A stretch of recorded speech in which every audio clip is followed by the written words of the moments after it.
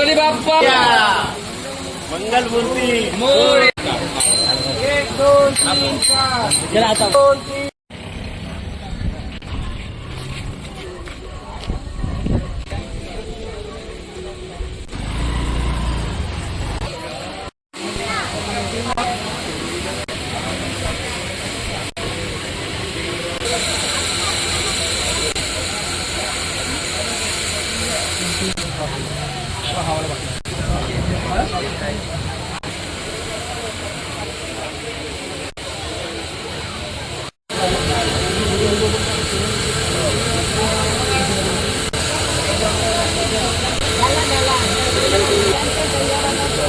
आज खऱ्या अर्थाने सगळ्यात चांगला दिवस आहे.